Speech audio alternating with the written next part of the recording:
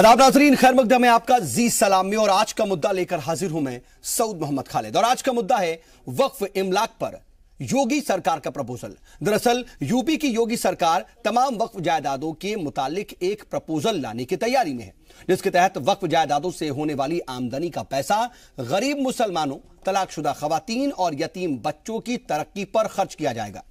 अब आप ये सोचेंगे कि वक्फ जायदादों की आमदनी का खर्च अगर मुसलमानों की तरक्की के लिए हो तो इससे बेहतर और क्या हो सकता है। ठीक भी है, यह बेहतर कदम है, लेकिन इसने अपने साथ कई सवालात भी जोड़ लिए हैं। सवाल यह कि क्या मुसलमानों की तरक्की और बेहतरी के लिए वक्फ जायदादों की आमदनी ही एक लौता जरिया है?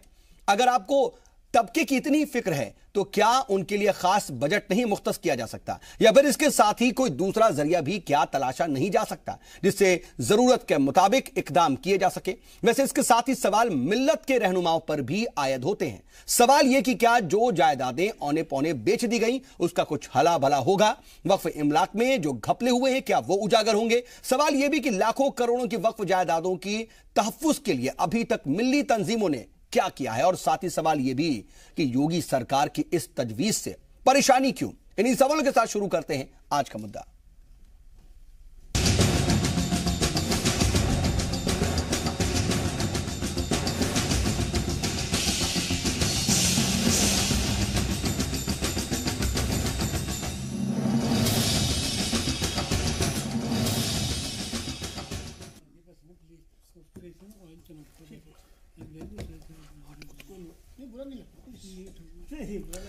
और यूपी में वक्फ की इमलाक का बेजा इस्तेमाल हो, सुन्नी और शिया वक्फ बोर्ड पर घपले के इल्जामात हो, या फिर वक्फ बोर्ड पर जायदादों की बंदरबाट का ही इल्जाम हो, जिसके सबब ही शायद योगी हुकूमत ने वक्फ बोर्ड को भंग कर दिया था। अब इसी को आगे बढ़ाते हुए यूपी हुकूमत वक्फ जायदादों की आमदनी को लेकर के नया प्रपोजल लाने की तैयारी में है। जहां एक तरफ इस कदम की तारीफ हो रही है तो वहीं कुछ सवालात भी खड़े हो रहे हैं। एक खुसूसी रिपोर्ट इसी पर आपको दिखाता हूं, उसके बाद इसी पर होगी बातचीत की शुरुआत। वक्फ इस्लामी कानून का एक अहम जुज है। मुसलमानों की मिल्ली जिंदगी का एक रोशन रुख है। मुसलमानों ने हर दौर और हर दयार में इस कार्य खैर को अंजाम दिया। वाकिफ अपनी मंशा से अपनी विरासत का जो हिस्सा मिल्लत की तरक्की के लिए ता कयामत अतिया कर देता है उसे वक्फ कहते हैं। इस्लाम में सबसे पहले वक्फ रसूल इस्लाम ने किया था। भारत में इस वक्त रजिस्टर्ड जायदादों की तादाद तकरीबन 5 लाख है। वक्फ जायदादों को लेकर अरसे दराज से जद्दोजहद जारी है। यूपी में वक्फ जायदादें दरहम बरहम हैं। शिया और सुन्नी वक्फ बोर्डों पर करप्शन के इल्जामात लगते रहे हैं। मिल्लत में आमतौर पर यह शिकवा पाया जाता है कि वक्फ जायदादों का सही तरीके से इस्तेमाल नहीं हो पा रहा है। बहुत सी जायदादों पर नाजायज कब्जा भी है। लेकिन अब यूपी की योगी सरकार वक्फ जायदादों को लेकर एक नई तजवीज लाने जा रही है। इसके तहत अब वक्फ से होने वाली आमदनी का पैसा गरीब मुसलमानों, तलाकशुदा औरतों और यतीम बच्चों की तरक्की और फलाह बहबूदी पर खर्च किया जाएगा। साथ ही दरगाहों से होने वाली आमदनी का पैसा भी इस राह में सर्फ होगा।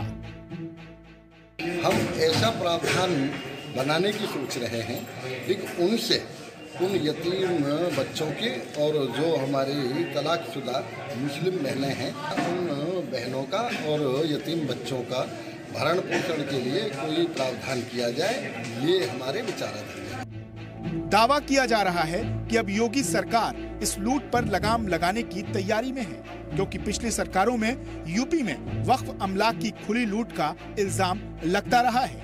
चंद गिने चुने लोग इस लूट का फायदा उठाते रहे हैं। मुस्तहक मुसलमान इससे दूर ही रहे हैं। लेकिन योगी सरकार की इस नई तजवीज पर सवाल भी खड़े होने लगे हैं।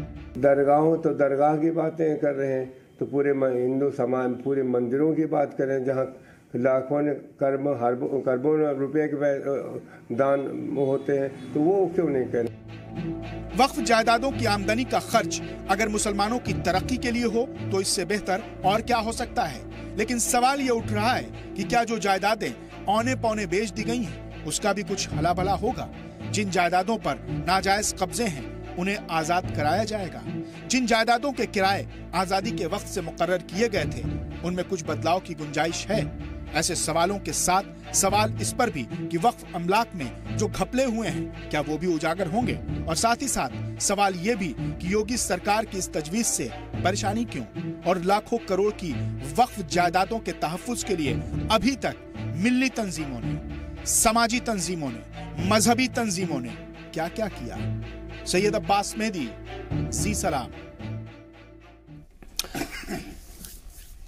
तो कई तरह के सवालात खड़े होते हैं और यूपी हुकूमत अगर ये इकदाम कर रही है तो क्या इसके कुछ सियासी मायने भी है, क्योंकि सियासत भी इसके पीछे जुड़ी हुई बताई जा रही है। कई लोग ये तज्जिया कर रहे हैं कि गोरखपुर और फूलपुर में ज़िमनी इंतखाबात हैं, उसी की वजह से दरअसल मुसलमान तबके को अपनी जानिब रागिब करने के लिए इस तरह की बात इस वक्त की जा रही है, क्योंकि ऐसा नहीं है कि इस तरह की बातें जहन में नहीं रही होंगी और इसकी जरूरत अभी अचानक से आन पड़ी है।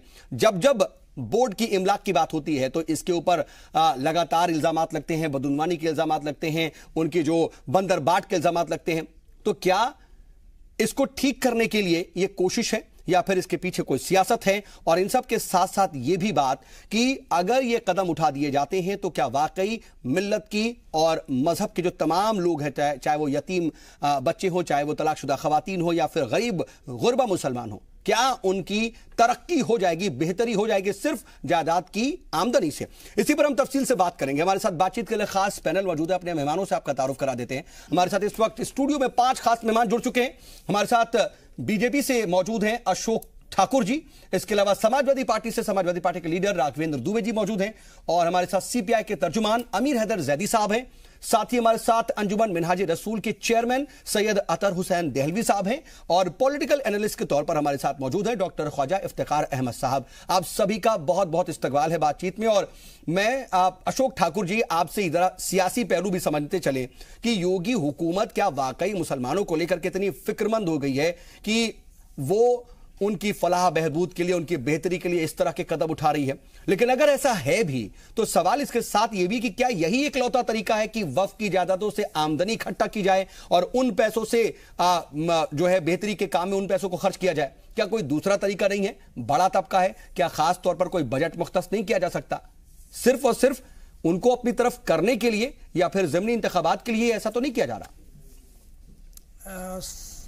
खालिद साहब, मैं इसमें एक बात बताना चाहता हूं, जरूरी है कि हमारी सरकार जो है वो मुसलमानों के जो वास्तविक जो समस्याएं हैं उनको हल करने के लिए प्रतिबद्ध है। केवल आज तक जो पिछले 70 साल में केवल मुसलमानों को अपीज करने के लिए उनके नाम पर राजनीति हुई। सर, सवाल लेकिन एक होता है कि वास्तविक समस्या जब वास्तविक जड़ जाती है ना, तो वो है क्या आपकी नजर में? ये भी तो बहुत इंपॉर्टेंट हो जाता है। मैं छोटी छोटी बातें आपको बता देता हूं। जैसे अटल बिहारी वाजपेयी की सरकार आई तो उसमें हज के लिए जब काम शुरू हुआ तो तनवीर भाई अहमद उसमें हज कमेटी के चेयरमैन थे, और उनके नेतृत्व में जो हज का खर्चा है वो 45,000 रुपए कम किया गया। उसमें 45,000 जो मिसमैनेजमेंट की वजह से था, जो हाजियों की जेब से कुछ दलालों की जेब में जाता था जो इस्लाम के नाम पर दलाली करते। ठीक है, थोड़ा शॉर्ट रखिएगा सर, टू द पॉइंट। तो मेरा कहना है कि उस टाइम हमने काम किया। अभी आप देखिए कि जहाज के किराए थे उनको कम करने का काम किया। तो प्रैक्टिकल काम जिसको हम कह सकते हैं, शिक्षा के ऊपर काम करने की बात है। महिलाओं के 3 तलाक की जो बहुत बड़ी समस्या थी उनके साथ, उस पर हम काम कर रहे हैं। तो सर, हम मोटा मोटा देखें तो 3 तलाक आपके लिए असल मुद्दा है, आपके लिए हज सब्सिडी असल मुद्दा है, आपके लिए मदरसों पर नजर रखना असल मुद्दा है। ये असल मुद्दे हैं, यानी वास्तविक समस्याएं। नहीं, हमारा उस पर नजर रखना नहीं है। जो उसमें से आय हो रही है उसको कुछ लोग लूट रहे थे, उसको लोग खा रहे थे, भ्रष्टाचार हो रहा था। हमने उसको उनके हक में, उनका हक का पैसा, उनका अधिकार है, और वो अधिकार उन भाई बहनों को मिले जो गरीब मुस्लिम भाई बहन है, और उनकी तरक्की में उसका सही इस्तेमाल हो। इस पर हम लोग काम कर रहे हैं। मतलब हम भ्रष्टाचार को कम करेंगे और वो पैसा जो वास्तव में उनके ऊपर खर्च होना चाहिए था वो उनके ऊपर खर्च हो। ये हमारी सरकार जो उसको अभी तक नहीं हो रहा था, यानी अभी तक नहीं हो रहा था, ये सबके सामने है। ठीक है, अभी तक नहीं हो रहा था। राघवेंद्र दुबे जी, अभी तक ऐसा क्या? क्योंकि अगर हम बोर्ड की बात कर लें, चाहे वो मुस्लिम शिया वक्फ बोर्ड की बात हो जाए या फिर सुन्नी वक्फ बोर्ड की बात हो जाए, आपने ही तमाम लोगों को तकर्रुर किया था, आप लोगों के ही आदमी अभी तक भी हैं, 2020 तक रहेंगे। क्या ऐसी कमी हो गई कि ये बात कह रही है मौजूदा हुकूमत की इसकी बंदरबाट हो रही थी, बदुनवानी का आलम है और पैसों को गलत इस्तेमाल उसका किया जा रहा है? आपने ऐसा क्या किया? देखिए, इनकी सरकार केंद्र में भी 4.5 साल लगभग होने वाले हैं। उत्तर प्रदेश में 1 साल हो गया इनकी सरकार को। ये बताएंगे क्या है। अब चूंकि 2019 का चुनाव आ रहा है, लोकसभा का चुनाव, अब ये कोई ना कोई इवेंट लेके आते हैं। कभी भी देखें। नहीं राघवेंद्र जी, हाँ, जब आपकी सरकार थी तो आप तो अपनी कमियों को छुपा लेते थे, ढाक लेते थे। अब ये गवर्नमेंट है जो आपकी नहीं है, तो अब ये खुलकर कहती है कि वक्फ की जमीनों का बंदरबाट हुआ, गलत पैसों का इस्तेमाल हुआ, लोगों को गलत तरीके से तकर्रुर किया गया। जो बातें कह रहे हैं, कहना चाहते हैं कि अगर इनकी सरकार है, जांच करे और ऐसे लोगों को पहुंचाए जेल जो जिन्होंने बंदरबाट करी है। लेकिन ये कहने के लिए नहीं कि जब चुनाव आता है तभी आपको मुस्लिम चाहे महिलाओं की याद आती है कि उनका हम भला करें। और जहां तक ये चुनाव मतलब ज़िमनी इंतखाबात से ही जोड़ रहे हैं आप। बिल्कुल बिल्कुल, ये चुनाव से ही संबंधित मामला है सारा। अभी आप देखो, राम रथ यात्रा निकली, कभी राम रक्षा यात्रा निकल रही है, बहुत सारी यात्राएं अभी निकल रही हैं क्योंकि 2019 आ गया चुनाव, इनको पता है। और जहां तक ये भ्रष्टाचार की बात करते हैं, अभी यूपी समिट हुई थी जिसमें 66 करोड़ से ज्यादा इन्होंने खर्च कर दिए साज सज्जा पे। अभी आज आया है, आपने देखा होगा कि जो 15 लाख की एलईडी थी वो 37 लाख में खरीद ली इनके अधिकारियों ने। तो ये तो बताएंगे कि भ्रष्टाचार ये मिटाएंगे कहाँ। गड्ढा भरना था तो हमाम में सभी नंगे हैं, यूपी में गड्ढा भरने थे, गड्ढा ये नहीं भर पाए। तो मैं तो इनसे कहना चाहता हूं कि आप कुछ करके दिखाएं। और जहां तक यूपी तो सर कर तो रहे हैं, अब जो ये अगर कोशिश है तो क्या लगता है आपको कर रहे हैं, ठीक कदम है? नहीं, मैं इसलिए कहना चाहता हूं जब हमारी सरकार थी, अखिलेश यादव की सरकार थी, तो हमने आगरा से लेकर लखनऊ तक 322 किलोमीटर का मैं सर बाकी जो चीजों पे नहीं जा रहा हूं। मैं प्रेजेंट स्टेप की जो बात कही जा रही है कि आमदनी का जो खर्च है, उसका जो पैसा है, वो मुस्लिम जो तलाकशुदा खवातीन हैं या फिर गरीब गुरबा मुसलमान हैं या फिर यतीम बच्चे, उनकी तरक्की उनकी बेहतरी के लिए खर्च होगा। इस स्टेप को तो कम से कम अच्छा मानेंगे या नहीं? मैं चाहता हूं कि ये उनके भले के लिए कुछ करें, कुछ तो मैं तो कह रहा हूं कि उनको सद्बुद्धि आए और ऐसा ये काम करें। लेकिन साथ में ये भी कहना चाहता हूं कि आप उन वक्फ संपत्तियों से जो धनोपार्जन होगा उसी से ही काम करेंगे या फिर सरकार भी कोई फंड उनके लिए विशेष रिलीज करेगी अपनी तरफ से, क्या करेंगे? हाँ, ये भी एक इंपॉर्टेंट। मैं अशोक ठाकुर जी आपसे जवाब लूंगा, लेकिन साथ ही मैं जैदी साहब के पास जाना चाह रहा हूं। मित्र से एक बात मैं आ रहा हूं आपके पास, लेकिन जैदी साहब जरा आप बताइए कि क्या वाकई जो राघवेंद्र जी कह रहे हैं कि इसका सियासी मतलब है, चुनाव से जुड़ा हुआ मामला है और इसके पीछे सिर्फ चुनाव को जीतना और मुसलमानों की हिमायत हासिल करना ही मकसद है, असल में बेहतरी और उनकी मुस्तकबिल में कुछ बेहतर हो जाए, इससे कोई मतलब नहीं, क्या ऐसा है? देखिए खालिद भाई, वक्फ बोर्ड का कोई कारहाय नुमाया ऐसा नहीं है आज़ादी से लेकर अब तक जो वक्फ बोर्ड सीना तान के ये कह सके कि हमारा मुस्लिम कौम के लिए ये योगदान है।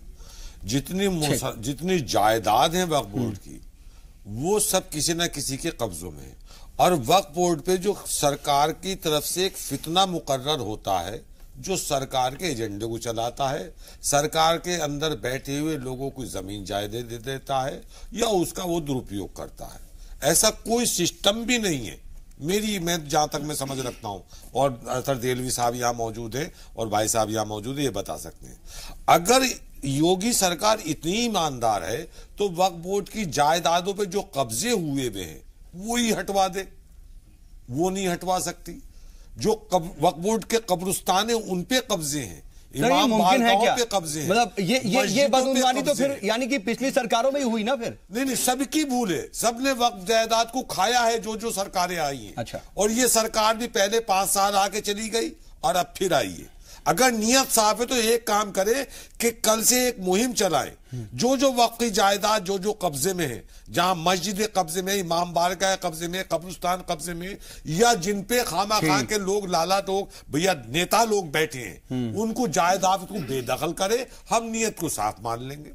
ठीक, सुन लीजिए, अभी एक शिया वक्फ बोर्ड पे एक फितना बैठा है वसीम रिजवी, जिसका कोई मतलब नाम नहीं है वक्फ जायदाद से, जाने कब से बैठा है, लेकिन वो 15 अपने उसे छिपाने के लिए नई नई खुराफात वो घड़ता रहता है, वो नए नए फतवे देता रहता है, वो वक्फ की मस्जिदों को, जायदादों को, और जाने क्या क्या कहता है कि साहब मंदिर तामा ये तावाम होता। तो ऐसे 15 को पहले वहां से हटाया जाए वक्फ बोर्ड से। नहीं तो लेकिन मौजूदा गवर्नमेंट ने सर उनको तकर्रुर नहीं किया। बात तो यही है कि पिछली गवर्नमेंट ने उन्हें रखा। सर जब पिछली हुकूमत किसी अधिकारी को तकर्रुर करती है, वो भ्रष्ट होता है, तो वर्तमान हुकूमत उसे हटाने का काम नहीं करती क्या? करती है ना, तो इसे क्यों नहीं? तो इससे मतलब होता है कि जो इन वक्फ जायदादों पे, जो वक्फ बोर्ड पे जो 15 बैठे जाते हैं, अगर आप भ्रष्ट की बात बदउनवान है तो कम से कम इल्जाम साबित हो जाए। अगर वसीम रिजवी साहब अगर मुजरिम साबित हो जाते हैं, इल्जाम उनके ऊपर साबित हो जाते हैं, तो वो हटा दिए जाएंगे। सर इल्जाम तो जब साबित होंगे, जब इंक्वायरी होगी, जब एफआईआर दर्ज होगी, जब कोई कार्रवाई होगी। ठीक है भाई साहब, अशोक ठाकुर जी, भाई मैं दोनों पॉइंट्स पर, चाहे वो राघवेंद्र जी ने कही बात या फिर जैदी साहब जो कह रहे हैं, उस पर रिएक्ट कीजिए जल्दी से, थोड़ा शॉर्ट में रखिएगा अपनी बात।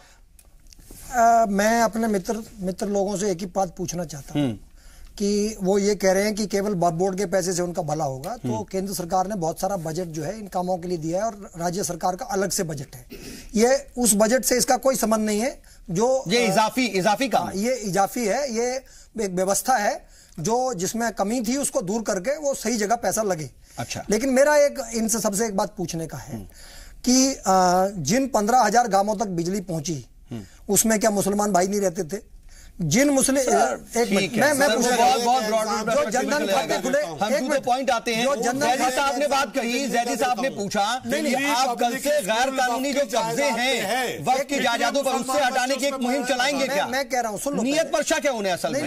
आप अपनी नियत साफ बता दीजिए, जो वो कह रहे वो कर दीजिए। फिर मैं पब्लिक मैं इनसे एक बात पूछना चाहता हूँ, उसमें कितने मुस्लिम बच्चे पढ़ रहे हैं बता दीजिए। ठीक है अशोक ठाकुर, लिस्ट बता सकते। मैं ये पूछना चाहता हूँ कि जो फ्री सिलेंडर दिए गए क्या मुस्लिम परिवारों को नहीं मिले? जनधन के खाते मुस्लिम परिवारों को नहीं खुले? अशोक ठाकुर जी, इंश्योरेंस जो हम दे रहे हैं 10 करोड़ परिवारों को, एक मिनट, उससे मुस्लिम कौम को कोई अशोक ठाकुर, एक मिनट, 10 करोड़ परिवारों को उसका लाभ मिल रहा है। जैदी साहब मैं आ रहा हूं, आपकी नियत को ठाकुर जी, जो जीवन बीमा हमने एक सुरक्षा कवच दिया, क्या हमारे मुसलमान भाई बहनों को नहीं मिला? अशोक ठाकुर जी, ठीक है, और वक्फ बोर्ड की बात मैं करता हूँ। एग्जैक्टली टॉपिक पर बात करें ना, कम से कम पॉइंट पर। ये तो सभी को पता है कि हाँ किसका फायदा किसको कितना मिल रहा है और सभी को एक जैसा मिल रहा है या नहीं मिल रहा है। मैंने एक उदाहरण आपको दिया था, जब अटल जी की हमारी सरकार आई थी तो किस प्रकार हमने हज के जो हाजियों के जो लूटपाट होती थी, उनकी जेब काटी जाती थी, उस खर्चे को कम करके हमने उस टाइम भी अपनी प्रतिबद्धता जाहिर करी थी और आज भी हम उसमें सुधार ला रहे हैं। और अगर अभी तो हमने जहाज के किराए कम किए हैं, अभी पानी के जहाज जो है जल्दी शुरू हो जाएंगे। तो मामले पर बीजेपी सबसे ज्यादा हो हल्ला करती थी। हज सब्सिडी पर बार बार हमला किया जाता था, बार बार सवाल पूछा जाता था कि आप छोड़ेंगे हज सब्सिडी, आप फ्री का पैसा खा रहे हैं, आपने अब सब्सिडी बंद की और उसके बाद उसकी वजह से पैसे कम हो रहे हैं। हमने बंद नहीं करी, सुप्रीम कोर्ट का ऑर्डर था, हमने केवल सर वो कम हुआ ना, इसलिए तो फिर आप किया है, तो फिर आप क्रेडिट मत लीजिए ना सर। नहीं, क्रेडिट नहीं, उसकी वजह से ऑटोमेटिक किराए कम होंगे। उस व्यवस्था को असल में तो वो सरकार को फायदा पहुंच रहा था उस सब्सिडी से, सबको पता है सर। चलिए ठीक है, चलिए मैं आता हूं आपके पास सर। मैं आपसे टू द पॉइंट जवाब चाह रहा था, वो आया नहीं। लेकिन ख्वाजा इफ्तिकार अहमद साहब, मैं आपसे पूछना चाह रहा हूं, जो एक पॉलिटिकल एनालिस्ट के नाते जो ये इकदाम किए जा रहे हैं, क्योंकि कई तरह की बातें कही गई इससे पहले, मदरसों को लेकर के या फिर हिंदी बोर्ड्स को, उर्दू बोर्ड्स को लेकर के या फिर भगवाकरण को लेकर के, क्योंकि हर जगह पर रंग और पुताई हो रही थी, और अब ये बात, इसके पीछे की क्या कोई सियासत है, खास तौर पर कोई एजेंडा है, या फिर अपने काम करिए और लोग इसको तूल देते हैं? देखिए, जमहूरियत में जितने भी काम जो भी सरकारें करती हैं वो सियासत से कभी खाली नहीं होते। कोई भी करे, चाहे आज की हुकूमत करे, कल की हुकूमत करे, आने वाली कल की हुकूमत करे, जी। सियासत तो हमेशा फैसलों के पीछे होती ही है। इससे इनकार करना एक झूठ बोलना है, सरासर झूठ। बुनियादी बात आइए वक्फ के मामला पर। देखिए, वक्फ जो है, 3 तरह की वक्फ हमारे सामने आमतौर पर रहती है जी। एक वक्फ अल्लाह है, एक वक्फ है जो रफ़ाए आम्मा के लिए की जाती है, और एक वक्फ वो जायदादें हैं कि जो हमारी जो खानकाहें हैं, मसाजिद हैं तारीखी, या और दीगर तारीखी मकामात हैं, उनसे मुल्हिक़ा ज़मीनें और जायदादें जो हैं पड़ी हुई हैं। इसमें जो बुनियादी मसला आता रहा है बार बार, वो 2 तरह के मसले आते रहे हैं। एक मसला तो आता रहा है रेंट के हवाले से जी, कि जो ये जायदादें किरायों पे उठी हुई हैं, इनके जो किराए हैं वो मार्केट रेट के मुताबिक कतई तौर पर नहीं होते। इस वजह से औकाफ जो हैं, जितने भी औकाफ हैं तमाम स्टेट्स के, एक आध स्टेट को छोड़ दीजिए, वहाँ पर जो बुनियादी आमदनी वक्फ की होनी चाहिए वो वक्फ की आमदनी नहीं है। पहली बात तो ये है कि अगर उत्तर प्रदेश की हुकूमत जो है, मैं उसकी सिंसियरिटी पे सवाल नहीं उठाता, अगर उसने एक फैसला लिया है कि वक्फ से जो की इमलाक से जो आमदनी हासिल होगी, उस आमदनी को मुसलमान बच्चों के लिए, उनकी तालीम के लिए, उनकी तरबियत के लिए या उनकी बेहतरीन जिंदगी के लिए जो इस्तेमाल किया जाएगा। लेकिन मेरा जो आमदनी तो सही की जाए, मेरी जो बुनियादी सवाल है वो ये है कि आमदनी को दुरुस्त किया जाए, मार्केट रेट के मुताबिक किरायों को किया जाए, एक बात। दूसरी बात ये कि एनक्रोचमेंट जो है वो इतना ज्यादा और वसी पैमाने पे, अभी हमीर हैदर साहब ने भी ये बात कही कि इस कदर वसी पैमाने पर जो है एनक्रोचमेंट है। हकीकत ये है, बड़ी बदकिस्मती है और हमें बड़े अफसोस से ये कहना पड़ता है कि हमारी जो वक्फ बोर्ड बनते हैं उन वक्फ बोर्डों के अंदर जिन हजरात को मौका मिलता है, बजाय इसके कि वो फलाह आम्मा के काम करें, पब्लिक वेलफेयर के काम करें, तहफ्फुज़ का काम करें, जो है तालीमी इदारों के क़याम का काम करें, हॉस्पिटल बनाने का काम करें, वहां होता यह है कि वहां, मुझे कहने दीजिए, वहां फाइल बेचे जाते हैं, वहां फाइल बेचे जाते हैं, वहां रिकॉर्डों में खुर्द-बुर्द की जाती है। तो ये मसला दो तरफा है। इसलिए मेरी गुजारिश जो है हुकूमत उत्तर प्रदेश से ये होगी कि एनक्रोचमेंट के मसले को नंबर 1, किराए के मसले को नंबर 2, नंबर 3 जहां जहां पर लैंड यूज को तब्दील करने की जरूरत है, इसके जरिए से कि तालीमी इदारों को का जाल फैलाया जा सके और ऐसी सरगर्मियां जो है उनको किया जा सके जिनसे कि आमदनी में इजाफा हो। लिहाजा मैं अपनी बात को यहां खत्म करूंगा कि औकाफ की आमदनी को में इजाफा करना बुनियादी हदफ होना चाहिए और औकाफ की जो तमाम जायदादें इनको एनक्रोच किया हुआ है और उसका फिर सही इस्तेमाल भी होगा। लैंड यूज की बात मैंने पहले ही बिल्कुल, एनक्रोचमेंट को खत्म किया जाए, गवर्नमेंट ऐसा कानून बनाए और ऐसा इस तरीके से उस पर सख्ती से अमल करे कि उन और जो लोग इसमें मुकर्रर होते हैं, तकर्रुर होते हैं, कम से कम वो भी बहुत देखभाल करके हों, क्योंकि कोई भी वहां पहुंचता है और बार बार हम देखते हैं कि इस तरह के इल्जामात जो बार बार रिपीटेशन में आते हैं वो ठीक हो। बहुत जल्दी साहब एक बात और भी है कि ग्रीन लैंड का जो कॉन्सेप्ट है, यानी जिसमें सरकार जो है वो वक्फ की इमलाक को अपने कब्जे में ले लेती है, उसका भी कॉम्पेंसेशन जो है वो वक्फ बोर्डों को सही नहीं मिलता है। ठीक है, ये भी बहुत बात। मैं देलवी साहब, मैं आपके पास इसी ताल्लुक से आना चाहता हूं। जिन तमाम नुकात को ख्वाजा साहब उठा रहे हैं उसमें कितना दम और कितना ज्यादा आप देखते हैं कि ये वाकई जमीन पर सही है, क्योंकि इस तरह के इल्जाम तो लगते हैं और इसको अगर ठीक करना है तो क्या किया जा सकता है, क्योंकि शायद शुरुआत खुद के अंदर से करनी पड़ेगी। देखिए, यूपी हुकूमत, जैसा ख्वाजा साहब ने कहा, हर हुकूमत का अपना एक सियासी नजरिया और एजेंडा होता है और जाहिर बात है उस हुकूमत को उसकी पाबंदी करनी चाहिए, उनका अपना हक है, जो मैं समझता हूँ। मगर इसमें 2-3 चीज़ों की जरूरत, जिस पर ख्वाजा साहब ने कहा। पहली चीज़ तो ये है कि ये होगी हुकूमत का ये कहना कि साहब वक्फ बोर्ड की आमदनी को मुसलमानों पर खर्च करे, कोई नई बात नहीं है। उसका काम ही जानते हैं, सेंट्रल वक्फ काउंसिल जो बना हुआ है, जिसमें सरकार मदद नहीं करती है, बल्कि स्टेट की जो वक्फ बोर्ड है वो अपनी कमाई का हिस्सा सेंट्रल वक्फ काउंसिल को देते हैं, जहाँ से वज़ाइफ वगैरह बच्चों को मिलते हैं।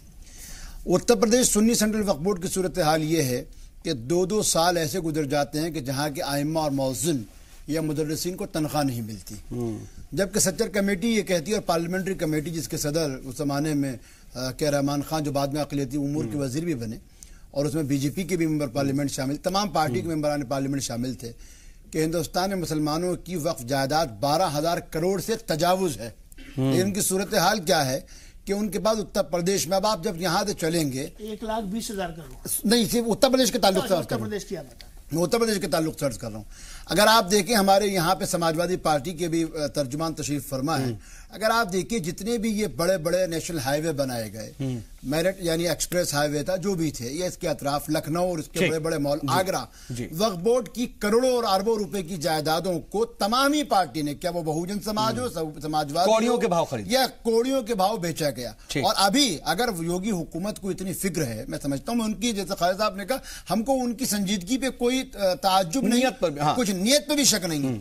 अगर वाकई वो कुछ कर सकते हैं तो 2 लोग हैं जिन पे जुर्म साबित हो चुके हैं। पहले वसीम रिजवी, जिनको लेके पिछले 15, यानी जब ये हुकूमत में अपोजिशन में थे, 15 दिन तक इन्होंने असेंबली को नहीं चलने दिया था, जिनके ऊपर तकरीबन खुद इन्होंने नहीं चलने दिया। दूसरी चीज, वो जो बीजेपी में शामिल हो चुके हैं, बुक्कल नवाब, जिन्होंने 365 करोड़ यानी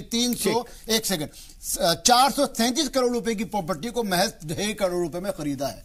अगर इनको संजीदगी है तो ये वही जायदादें करें। मैं समझता हूँ 1 साल का बजट जो तनख्वाह में गुजर जाएगा, तो मैं इनका शुक्रिया अदा करूंगा। ये बहुत अहम नुकात जो हैं वो सामने आ रहे हैं, लेकिन क्या वाकई इन नुकात पर भी योगी हुकूमत का कोई नजर है, कोई इसको लेकर के गौर फिक्र है, क्या है इस पर कोई कदम उठाएगी योगी हुकूमत? हम जरा जवाब लेंगे अशोक ठाकुर जी से, लेकिन वक्त एक छोटे से वक्फे का हो चला है, ब्रेक से लौटते हैं और फिर बातचीत को यहीं से आगे बढ़ाते हैं।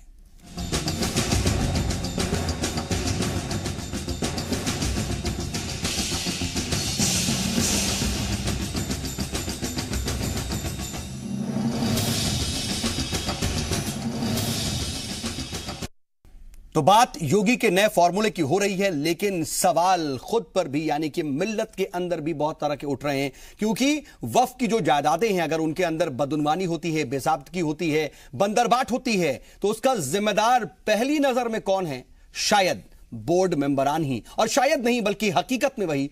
और इसीलिए जरूरत इस बात की है कि कोशिश वहीं से शुरू हो, सफाई वहीं से शुरू हो। हमारे साथ बातचीत के लिए खास पैनल मौजूद है और अशोक ठाकुर जी, मैं आपके पास ही आऊंगा। देखिए, हुकूमत है आपकी, पावर है आपके पास और आप कोई भी कोशिश कर सकते हैं, तो क्या अगर आप एक नया फॉर्मूला लेकर आ रहे हैं तो उसके पहले जो जरूरी है, अगर आप एक घर बनाते हैं, एक जमीन चुनते हैं, तो वहां पर कम से कम उसे पहले बराबर करते हैं, उसकी बुनियाद बनाते हैं, फिर ना मंजिल खड़ी करते हैं, फिर ना इमारत बनाते हैं। तो क्या यह जरूरी नहीं है जो अभी तमाम नुकात कही गए कि बेज़ाब्तगी दूर कीजिए, बदउनवानी दूर कीजिए, जो छोटी छोटी प्रॉब्लम्स हैं दूर कीजिए, उसके बाद आप ऐसा कीजिए, आमदनी अच्छी होगी तो फिर बेहतरी के लिए खर्च भी अच्छा होगा। सऊद साहब ये बताइए, जी आपका ये बताइए कि जो लोग एस्टेब्लिश्ड मुजरिम हैं, हाँ, जिन्होंने सैकड़ों करोड़ रुपए की बिल्कुल खुर्द की है, भाई भारतीय जनता पार्टी उनको क्यों कबूल करती है? ठीक ठीक, मैं उन्हीं सवालात पर हूं सर, उन्हीं सवालात पर हूं।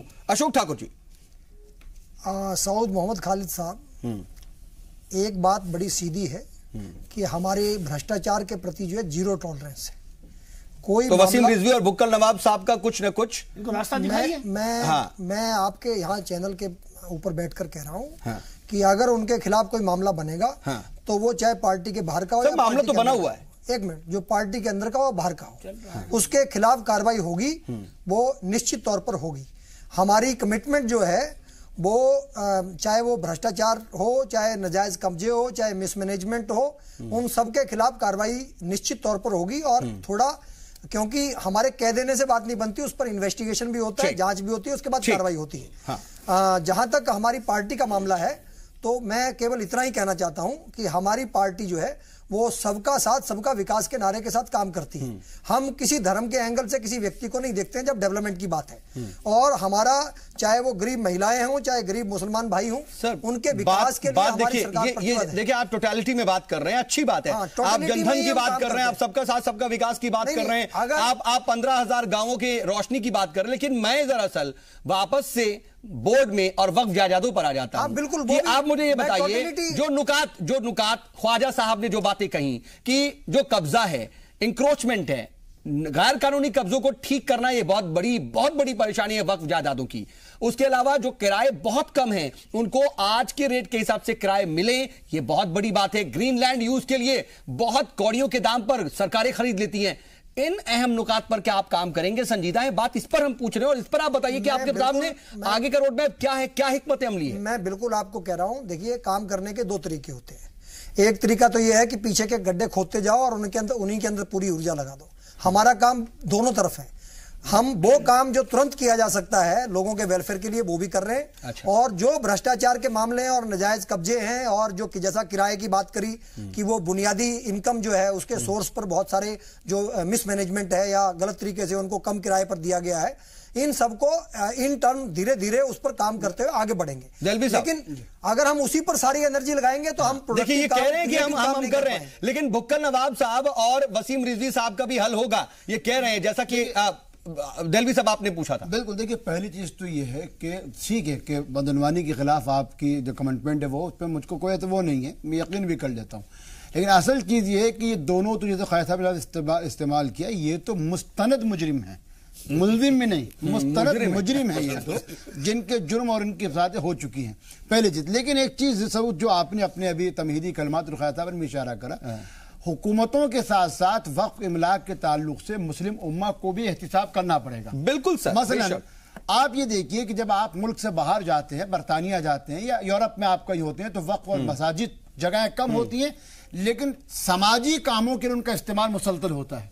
हमारे यहाँ इन चीज़ों भी फिक्र करनी होगी। साथ साथ हुकूमत से मेरा एक और मुतालबा है, जो जिस तरफ खालिद साहब ने भी कहा, मुझे उम्मीद है और आपके चैनल पे मैं कह रहा हूं कि मरकजी हुकूमत को एक चीज और है, SEZ के तहत जहां जहां चीजों को एक्वायर किया गया था, यानी स्पेशल इकोनॉमिकल जोन में, उसके अंदर भी जो है बहुत सारी वक्फ इमलाक का मामला आज तक जू का तू पड़ा हुआ है, पेंडिंग है, और उनको पेंडिंग है, उनका कोई मुआवजा नहीं दिया गया। बिल्कुल सही। हिंडन से लेके और लखनऊ, इस पूरे नेशनल 24 पे जब आप जाएंगे, कितनी आ गई, करोड़ों और अरबों रुपए की जमीनें हैं। इसलिए मैं तमाम पॉलिटिकल पार्टी से, अपने समाजवादी पार्टी से भी और अपने बीजेपी से भी, और आपके चैनल को जो हुकूमत मरकजी या सूबाई देखती है कि आप कुछ करना चाहते हो, दो काम। पहले मुस्तरद मुजरिमीन को सजा दीजिए ताकि हमारा एतमाद आप पे और बढ़े। दूसरा, वक्फ जायदादों के इजाफे के लिए कानून में जो रेंट एक्ट जो था उसमें तरमीम कीजिए और वक्फ बोर्ड को भी इसमें शामिल कीजिए, जो कि नहीं है, किराया उसमें इजाफा हो जाए। तीसरा, वही जिस तरीके से आप एनएमई प्रॉपर्टी के लिए बिल लाए हैं, इसी तरीके से वक्फ बोर्ड को खाली कराने के लिए स्पेशल बिल जो लाया जाए। बहुत ज्यादा जरूरत है, क्योंकि अगर हम देखें सिर्फ जो है मुल्क भर में अगर हम वक्फ की जायदादों की बात करें तो तकरीबन 5 लाख रजिस्टर जा जाते हैं, लेकिन उनका किस तरीके से बेजा इस्तेमाल हो रहा है हम सभी जान रहे हैं। और ख्वाजा साहब, मैं आपसे ही समझूंगा कि जो बात जिन नुकात पर इशारा कर रहे हैं देहलवी साहब, उन नुकात पर अगर हम गौर फिक्र करें भी तो उसका हल क्या है, ये भी बहुत बड़ी बात हो जाती है। देखिए, मैं उन तमाम बातों की तायीद करते हुए जो अतर देहलवी साहब ने अभी कही, जिसमें खास तौर से स्पेशल इकोनॉमिक जोन की जो बात उन्होंने उठाई है वो बड़ी अहम है, क्योंकि स्पेशल इकोनॉमिक जोन की जो ज़मीन है और उस पर जो सरगर्मियाँ शुरू की गई हैं, उनसे जो फ़वाइद हासिल होने हैं उसके हवाले से अगर आप देखें तो उस ज़मीन की क्या कीमत हो जाती है, लेकिन यह है कि वो कीमत जो है कंपनसेशन के तौर पर वक्फ बोर्डों को नहीं दी गई। मैं कुछ और कहना चाहता हूँ। मैं ये कहना चाहता हूँ कि देखिए, उत्तर प्रदेश में आदित्य योगीनाथ जी इस वक्त चीफ मिनिस्टर हैं, सेंटर में नरेंद्र मोदी जी प्राइम मिनिस्टर हैं, 21 रियासतों में भारतीय जनता पार्टी की हुकूमत कायम हो चुकी है। हिंदुस्तान ने भारतीय जनता पार्टी को बराह रास्त और संघ को बिलवास्ता पूरा हिंदुस्तान सौंप दिया है, पूरा इख्तिदार सौंप दिया है। और इसमें जो है मुसलमान भी कहीं ना कहीं कम या ज्यादा हिस्सेदार हैं, इससे मुझे इनकार नहीं है। बात यह है कि जिन नारों पर ये सिलसिला चला है, सबका साथ सबका विकास की जो बात चली है, आज आदित्य योगीनाथ जी जिनका ताल्लुक जो है, जो एक मजहबी रहनुमा भी हैं, देखिए मैं ये मानता हूं कि जिसका ताल्लुक मजहब से होता है उसका ताल्लुक मसावात से होता है, ठीक है। जिसका ताल्लुक मजहब से होता है उसका ताल्लुक भाईचारगी से होता है, जिसका ताल्लुक मजहब से होता है उसका ताल्लुक अदल और इंसाफ से होता है। सर, लेकिन आदित्य योगीनाथ जी को जो मौका मिला है, उस मौके के हिसाब से मुसलमानों का बुनियादी मसला वक्फ प्रॉपर्टीज, उनका सही जायज इस्तेमाल, उसकी आमदनी में अगर एक मुआवजा करें, हाँ, तो आप ये बताइए कि मुआवजे की बुनियाद पर क्या ये बेहतर इकदाम नहीं उठा रही है ये गवर्नमेंट? ये भी एक बहुत इंपॉर्टेंट बात है, या फिर पुरानी गवर्नमेंट ज्यादा बेहतर काम कर रही है? जहां तक अभी तक कदम उठाने का ताल्लुक है, ये तरीका गलत होता है कि अगर कोई सही कदम उठाया जाए तो आप उसको जो है कम आंकने की कोशिश करें। तरीका यह होना चाहिए कि अगर कदम सही है उसकी हिमायत भी होनी चाहिए, उसकी हौसला अफजाई भी होना चाहिए, उसको वक्त भी मिलना चाहिए। अगर उसके बाद उसमें से नताइज बरामद ना हो तो उसकी तनकीद भी होनी चाहिए। यही जानना भी चाह रहा हूं कि कम से कम योगी हुकूमत इन सब के बारे में सोच तो रही है। अभी तक हमने देखा जो मुसलमानों का खैरख्वाह होने का दावा करती रही हैं सरकारें और पार्टियां, क्या वो इस तरीके से बुनियादी तौर पर फिक्र और गौर करती थी? देखिए, अगर उन्होंने ये इंसाफ किया होता तो सच्चर कमेटी की रिपोर्ट ना होती। अगर उन्होंने ये अदल किया होता तो हिंदुस्तान का मुसलमान हाशिए पे लॉलीपॉप दिखाया ना पहुंचा होता। इसलिए उसकी जिम्मेदारी इस हुकूमत पर, इन लोगों पर नहीं डाली जा सकती। लिहाजा इनको ये चाहिए कि जो गोल्डन अपॉर्चुनिटी मिली है, देखिए हिंदुस्तान का मुसलमान कंधे पे उठाने वाला है। अगर कोई भी उसके लिए जरा सा काम करता है, मुलायम सिंह ने जरा सा काम किया, मुसलमानों ने उनको कहां से कहां पहुंचा दिया। आज भारतीय जनता पार्टी को जो मौका मिला है, अगर भारतीय जनता पार्टी वाकई ईमानदारी के साथ में इंसाफ से काम करेगी, और जैसा अशोक भाई कह रहे हैं, जैसा मोदी जी कहते हैं, जैसा योगी जी कहते हैं, जैसा पूरी पार्टी कहती है कि हम हिंदू मुसलमान में फर्क नहीं करते, भाई बात यह है कि अगर जमीन पर आपने ये साबित कर दिया, और मैं उम्मीद करता हूं कि आप कोशिश करेंगे और कुछ ना कुछ उसका नतीजा जरूर बरामद होगा। अगर ऐसा हुआ तो उम्मीद है एक बड़ा खूबसूरत हिंदुस्तान निकल के आएगा। जरूर, बिल्कुल। लेकिन ज़ैदी साहब, आप क्या इसकी हिमायत करते हैं, क्या इससे इत्तेफाक रखते हैं? देखिए, पहले तो मैं आज जो ख्वाजा साहब कह रहे हैं, मैं भी उसी विचार का आदमी। आरएसएस का एक एग्जाम्पल दूंगा। आरएसएस ने एक फैसला किया कि तलाकशुदा मुस्लिम खवातीन का हम भरण पोषण देंगे। ये जितनी मुसलमानों के संगठन है उनके मुंह पे तमाचा है। अगर ये यतीमों का, मिस्कीनों का ना खा खा के पेट बड़ा करते, आरएसएस को ये इक़दाम नहीं उठाना चाहिए, इनसे सबक लेना चाहिए। मैं दो चीज आपको कोट करता हूं। दो दिल्ली की प्रॉपर्टी, दिल्ली के निजामुद्दीन के अंदर 2 स्कूल चल रहे हैं। सरकार का एक प्रपोजल ये होता है, जो सरकारी सहायता से स्कूल चलता है या सरकारी जमीन पर स्कूल या हॉस्पिटल होता है, उसमें 25% या 33% गरीब लोगों को रिजर्वेशन मिलता है। बिल्कुल ठीक है। तो एक प्रपोजल ये लाया जाए, जो प्रॉपर्टी वक्फ बोर्ड की जायदाद पे स्कूल चल रहे हैं, वहां पर मुस्लिम बच्चों को 33% फ्री ऑफ कॉस्ट पढ़ाया जाए, फ्री पढ़ाया जाए। बहुत अच्छी बात। आप न्यू हॉराइजन स्कूल है, वहां तो मुस्लिम एक मैनेजमेंट है, एक सिंगल बच्चे को फायदा नहीं है, अपना पेट भर रहे हैं। किराया कितना? मैनेजमेंट मुस्लिम है फिर भी 125 रुपए किराया सालाना, 125 रुपए। दिल्ली पब्लिक स्कूल है, किसी बच्चे का नहीं, फीस उनकी क्या है सब जानते हैं, किसी मुसलमान को दोनों स्कूल से फायदा नहीं है। अब मैं उत्तर प्रदेश में आ रहा हूं, फिरोजपुर झिरका चिल्काना देवबंद के अंदर एक जगह है, मेरे दादा ने एक पुष्ट बीच में हूं 450 बीघे का जंगल वक्फ किया है। मैं जब वहां गया तो मेरे आंसू निकल आए। एक मजार है वहां पे, 450 बीघे का जंगल, कहना चाहिए सब पे कब्जा किया हुआ है, छुड़वाइए। अशोक ठाकुर जी, एक एग्जाम्पल अशोक ठाकुर जी, लेकिन मैं ये भी जरूर जानना चाहूंगा जैदी साहब, जो मैं पूछ रहा था ख्वाजा साहब से भी, मैं आपसे एक क्वेश्चन बस जोड़ रहा हूं, एक सवाल जोड़ रहा हूं मैं आपसे कि जो ख्वाजा साहब कह रहे थे और मैं उनसे सवाल पूछ रहा था कि क्या मौजूदा हुकूमत ज्यादा बेहतर काम करती हुई दिख रही है मुसलमानों के फलाह बहबूद के लिए, या फिर पुरानी सरकारों ने बेहतर किया था, या फिर धोखा दिया? सर इसलिए बात मुकम्मल कर रहा हूं, वो भी जवाब। दोनों बातें। गजरौला के अंदर एक जगह है, 850 बीघे का जंगल है, हाजी रतन सेन के नाम से वक्फ है, प्रॉपर्टी सब पे कब्जा है, कहीं नहीं। अगर ईमानदार हैं तो ये वक्फ की जायदाद से कब्जे हटवाए जाएं, मुसलमान पलकों पे बिठा के रखेंगे। अगर सारी वक्फ की जायदादें ईमानदारान रूप से मुसलमानों की फलाह व बहबूद पे लगा दी जाएं, तो आप यकीन मान लीजिए मुसलमान शिक्षित भी हो जाएगा, आर्थिक रूप से इसमें अगर जो लग जाता है बेवाओं वो सब खराब कर देता है। आरएसएस को फंड करने की जरूरत नहीं होगी, बेवाओं को, यतीमों का फ्री सब कुछ सहारा वहां से बन जाएगा। लेकिन जो ये बड़े बड़े पेट वाले बैठे हैं, हमारे समाजवादी कुछ बोले, मैं एक छोटी सी चीज में जोड़ता हूं, जायदादों से जल्दी से मैं छोटी सी, देखिए इसमें खाली आज यहाँ कांग्रेस का कोई तर्जुमान नहीं है, लेकिन जो लोग देख रहे हैं, देखिए असल चीज ये है कि आपको जो ख्वाजा साहब ने कहा, जो हिम्मत दिखानी पड़ेगी। दिल्ली की 123 प्रॉपर्टी का मामला था, आखिर वक्त के अंदर कांग्रेस ने कोशिश की, और जब वकलियती उमूर के वजीर ने उसमें तेजी दिखाई, हमें मालूम है कि वहां सेकुलरिज्म और हिंदू वोट या मुस्लिम वोट के नाम पर उस प्रॉपर्टी का क्या हाल हुआ है। तो मेरा कहना है, जितनी भी पॉलिटिकल पार्टीज हैं, आपने चलिए पिछलों ने गड़े क्या खोदे, अगर आप अच्छा कर सकते हैं तो आप कुछ अच्छा करके दिखाइए, ताकि हमको लगे कि हाँ संवैधानिक तरीके से जो आपने वादे किए थे हम सब उसमें शामिल हैं।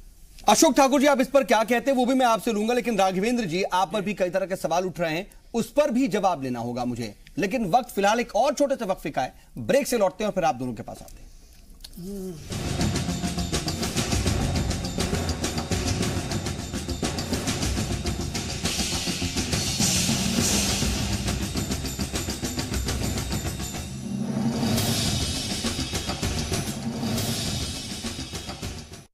तो सवालात मौजूदा हुकूमत पर भी हैं और सवालात जो गुज़िश्ता हुकूमतें रही हैं उन पर भी हैं कि क्या उन्होंने इस बंदरबाट को हवा दी या फिर मिल बांट कर खाया। और अब मौजूदा हुकूमत इसको लेकर के अगर खास तौर पे कुछ इकदाम कर रही है तो उसमें कितनी संजीदगी और उनकी नीयत कितनी पाक है, क्योंकि इसके पीछे क्या सियासत है, सवाल ही उठ जाता है। हमारे साथ बातचीत के लिए खास पैनल मौजूद है। मैं अशोक ठाकुर जी आपके पास आऊं, लेकिन उससे पहले जरा राघवेंद्र दुबे जी, मैं आपसे सवाल पूछना चाहता हूं कि इससे पहले की हुकूमतों ने आखिर क्या किया। आप सवाल उठा रहे हैं योगी हुकूमत पर, उनकी नीयत पर सवाल उठा रहे हैं, इसको सियासत से जोड़ रहे हैं, लेकिन आपने कितने हद तक संजीदगी दिखाई? आप बताइए, इंक्रोचमेंट के काम को आपने कितना ठीक किया, किराए के काम को कितना ठीक किया, आमदनी को कितना बेहतर बनाया? आपने इतनी बड़ी बड़ी आपने बताया 4 लेन आपने एक्सप्रेस वे बनाया यहां से आगरा से लखनऊ तक, लेकिन उसकी जमीनों का कितना बंदरबाट हुआ, वक्फ की जमीनों का कितना बंदरबाट हुआ, इसका भी जवाब दीजिए। उत्तर प्रदेश के जितने लुच्चे गुंडे बदमाश थे सबको वक्फ बोर्ड का चेयरमैन हमारी सरकार थी, अखिलेश यादव की सरकार थी, जैसे कब्जे कब्रिस्तानों पे भी, जैसे आपको पता है कि कब्रिस्तानों पे कब्जा हुआ, हमने इसीलिए योजना लाई थी कि जहां भी कब्रिस्तान है मुस्लिमों को उसकी बाउंड्री वाल हमने कराई, इसीलिए कराई कि उन पे कब्जे हो रहे थे, लोग कब्जा कर रहे थे, इसलिए बाउंड्री वाल कराई। और जहां तक रही हमारी जो भी शासन की योजना निकलती थी उसमें हमने मुस्लिमों को उसमें रखा कि ये मतलब इतना है, मैं यही समझ रहा हूँ कि खून लगा करके शहीदों में शामिल हो गया। बिल्कुल नहीं, हमने बहुत सारी योजनाएं लाई हैं। जो हम लोगों को तो कहा गया कि मुस्लिम परस्त लोग हैं, मतलब मुस्लिम का तुष्टीकरण कर रहे हैं। आपने सिर्फ दीवार उठा दी, बाकी जो करना था सब कर लिया, खून लगा दिया और शहीदों में शामिल हो गए। देखिए, चाहे मुस्लिम बच्चियों के लिए हमने पढ़ाने के लिए इंतजाम किया हो, चाहे और सारी योजनाएं, हमने उसके लिए बहुत सारे काम किए। और जहां तक बीजेपी की बात है, नवाब साहब की बात हो रही है, यहाँ पर वसीम रिजवी साहब की बात हो रही है, और आप यहाँ पर खामोश हिमायत कर रहे हैं कि उन पर कार्रवाई हो। लेकिन खड़ा किसने किया, इन्होंने?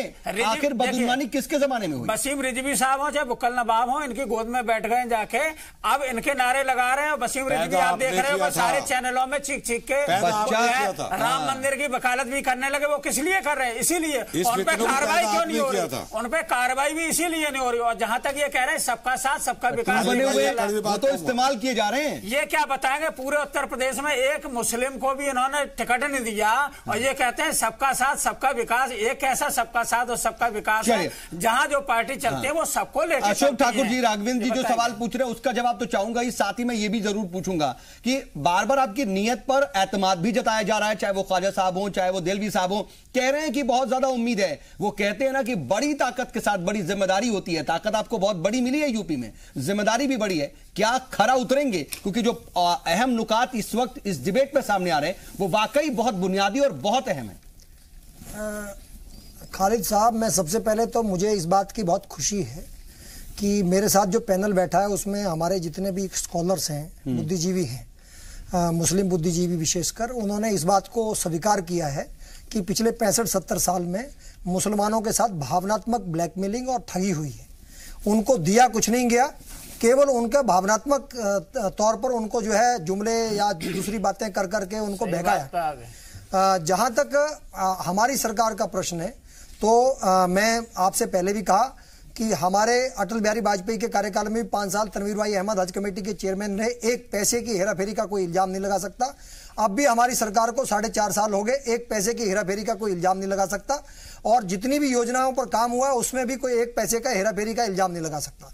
मैं फिर कह रहा हूं कि चाहे वो नरेंद्र मोदी हो चाहे आदित्यनाथ योगी हो, हमारी कमिटमेंट जो है वो सबको साथ में लेकर सबके लिए काम करने की है। नहीं, और उसमें हम किसी को अलग करके तो देखेंगे नहीं। सर देखिए, जो बात राघवेंद्र जी कह रहे हैं, आपने सुना सवाल, मैं उसका जवाब चाह रहा था।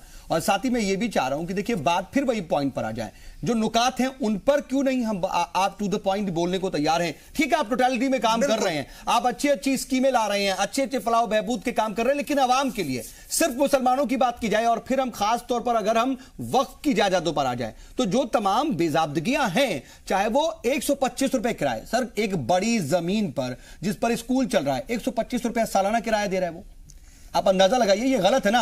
आमदनी बढ़ानी तो जरूरी होगी, वक्फ की जायदाद से जो आमदनी है वो सही होगी तो फिर आप सही तरीके से पैसा भी लगा पाएंगे। तो इस पॉइंट को क्यों नहीं आप देख रहे हैं? कब्जा जो है इंक्रोचमेंट का एक बड़ा मसला है, उसको दूर करने के लिए क्या हिकमत अमली अपनाएंगे? ये तमाम इन बातों पर जवाब दीजिए सर। मैं एक तो सबसे पहले बताना चाहता हूं कि अगर हम बिना तैयारी के, बिना प्रॉपर इन्वेस्टिगेशन के कोई भी कार्रवाई करेंगे तो कल की तारीख में यही लोग हल्ला मचाकर नहीं, मत करिए, आप तैयारी तो कीजिए, शुरू कीजिए। तब ये इल्जाम लगेगा कि ये मुसलमानों के साथ नाजायज कर रहे हैं, यही लोग बैठकर बोलेंगे। हम नहीं चाहते इस तरह की कोई बात जल्दबाजी में की जाए। अच्छा। लेकिन मैं ये कह रहा हूं कि जो भी भ्रष्टाचार के मामले हैं, आप जो अपनी कुव्वत इरादी तो दिखाइए, पॉजिटिविटी तो दिखाइए कि हम पर देखेंगे, गौर करेंगे। पॉजिटिविटी हम दिखा रहे हैं। इस डिबेट में ये तो बोलिए कि जो तमाम बातें कही गई हैं, बिल्कुल हम इसको इस पर देखेंगे, बाकायदा इस पर गौर फिक्र करेंगे कि कैसे आमदनी बढ़ाई जाए, कैसे इंक्रोचमेंट हटाया जाए। सर अगर ये नहीं होगा तो फिर कोई फायदा नहीं है आपके तमाम तजवीजों की, तमाम कोशिशों की। नहीं, बिल्कुल, मैंने पहले भी कहा कि हमारी पहली कमिटमेंट है कि हमारी सरकार आने के बाद एक भी पैसा नाजायज तरीके से इधर का उधर ना जाए, वो सही जगह पर जिसका अधिकार है उसको मिलना चाहिए। और पिछले जो जितने मामले आएंगे सामने उनका प्रॉपर इन्वेस्टिगेशन कराकर उन पर कार्रवाई होगी, कार्रवाई निश्चित तौर पर होगी। आपको लग रहा है और आप जो है इत्तेफाक रख रहे हैं या फिर पुरुम्मीद नजर आ रहे हैं जो इत्मीनान दिलाने की कोशिश कर रहे हैं अशोक ठाकुर जी? देखिए, मैं आपको एक चीज बता दूं, पुराना जो ये ठाकुर जी खुश हो जाएंगे, मुसलमानों में जो लुच्चा गुंडा बदमाश होता है या सरकार का चम्मच होता है, उसे वक्फ बोर्ड का मुतवल्ली या चेयरमैन या मेंबर बना दिया जाता है। समझ गए? बिल्कुल क्लियर बात है। ये आज तक है दरगाह पे गुंडे नजर आते हैं। तो क्या अब मैं क्या देलवी साहब और खालिद साहब इससे इत्तेफाक रखते हैं? सुन लीजिए, एक मिनट आगे बताऊं। अगर ये ईमानदार हैं, इन्हें तो कुछ प्रॉपर्टी ख्वाजा साहब ने बताई, हम नहीं बताई। यो NH 74 का भी चौड़ीकरण हुआ। क्योंकि वक्त देखिए हम आखिरी मरहले में हैं, बातचीत कर रहा हूं, इसलिए जल्दी से हम बाकी डिबेट पर बाकी लोगों से भी रिएक्शन सुन लीजिए। NH 74 का चौड़ीकरण हुआ, वहां कुछ कब्रिस्तान और कुछ करबलाएं NH चौड़ीकरण में गई। इन्होंने सबका मुआवजा दिया, उसका मुआवजा नहीं दिया। एक कोड भी कर देता हूं, शाह आलमपुर मीरा शेरकोट बिजगौर के अंदर एक कब्रिस्तान आ रहा था, करबला आ रही थी, गया, सबका मुआवजा मिला, उसका नहीं मिला। साहब इसे क्यों नहीं दे रहा? अगर ईमानदार है तो योगी सरकार ने, इनके दौर में ही हो रहा है। अगर ईमानदार है तो बढ़ के दीजिए ना। कब्रिस्तान का कोई मालिक नहीं होता है, लेकिन वक्त को लेकर के जो बात कह रहे हैं कमेटियां होती है। जैदी साहब, देलवी साहब, आप कितना इत्तेफाक रखते हैं? और वाकई वक्फ को साफ करने के लिए, वक्फ को ठीक करने के लिए उनके मेंबरान जो लोग तकर्रुर होते हैं उसको ठीक करने की क्या आज बहुत ज्यादा जरूरत नहीं है? देखिए, मैं ये मानता हूं कि बदनवानी हर जगह, लेकिन देखिए वक्फ बोर्ड का अपना एक तरीका है और जब से ये ख्वाजा साहब ने इस पर बहुत काम भी करा था।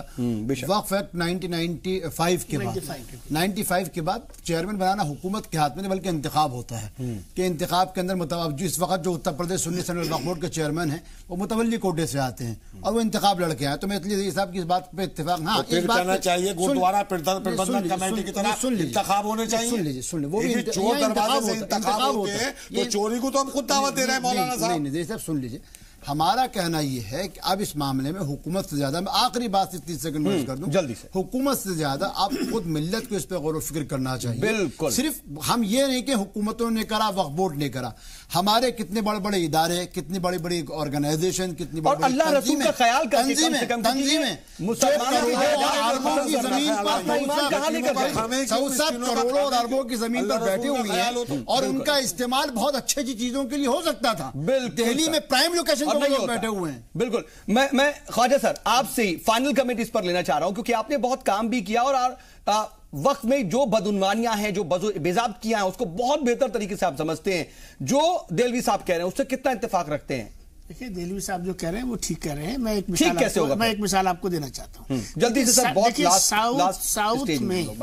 साउथ में के मुसलमानों ने बड़ी हद तक वक्फ के मामलात में ईमानदारी से काम किया और वहां पर बड़े बड़े तालीमी इदारे वहां पर कायम हैं और वो सबके सामने मौजूद हैं। और खास तौर से मैं जिक्र करूंगा गुलबर्गा शरीफ का। बिल्कुल सर। और लेकिन यह है कि जो काम गुलबर्गा वाले कर सके वो दरगाह अजमेर शरीफ वाले नहीं कर सके, दरगाह निजामुद्दीन वाले नहीं कर सके, कलिया शरीफ वाले नहीं कर सके, हाजीपुर वाले नहीं कर सके, वगैरह वगैरह। एक बात। तीसरी बात जो मैं कहना चाहता हूं वो ये है कि देखिए, हिंदुस्तान के मुसलमान के साथ जो पॉलिसी साबका हुकूमतों की रही है वो ये रही, सिंबॉलिज्म की, अलामती काम किए जाएं, टोपी लगा ली जाए, इफ्तार करा दिया जाए, चादर चढ़ा दी जाए और उसके बाद मुसलमान को समझ लें हमने जिम्मेदारी से फारिग हो गए।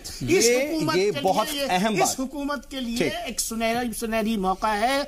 मैं ये चाहता हूं कि खुदा के वास्ते ये हुकूमत इस सुनहरी मौके से फायदा उठाए। सर, इसी नोट पर इस बातचीत को खत्म करते हैं और उम्मीद करते हैं कि अशोक ठाकुर जी जो बात में हमारा सुन रहे हैं कि बुनियादी मसलों पर काम होगा और ईमानदारी से काम होगा। ठीक है सर, ईमानदारी से उम्मीद करते हैं कि ये नोट जो है वो पहुंचे और यूपी हुकूमत ही नहीं बल्कि मरकजी हुकूमत तक भी पहुंचे, क्योंकि मुल्क भर की जो जायदादें हैं वक्फ की, उन पर इसी तरह से काम करने की जरूरत है। आप सभी मेहमान हमारे साथ जुड़े और बातचीत में शामिल हुए, इसके लिए आपका बहुत बहुत शुक्रिया। और देखना यह होगा कि हुकूमतें क्या करती हैं और कितनी ज्यादा संजीदगी से इस पर काम करती, लेकिन इन सब के साथ जरूरत अपने आप को भी ठीक करने की है। और यह बात कही जाती है कि you can't carpet the earth but you can wear a footwear. शुरुआत अपने से कीजिए, अपनी चीजों को ठीक कीजिए, अल्लाह रसूल के वास्ते चीजों को ठीक कीजिए, क्योंकि आपको काम मुसलमानों के लिए करना है। आज का मुद्दा में बस इतना ही।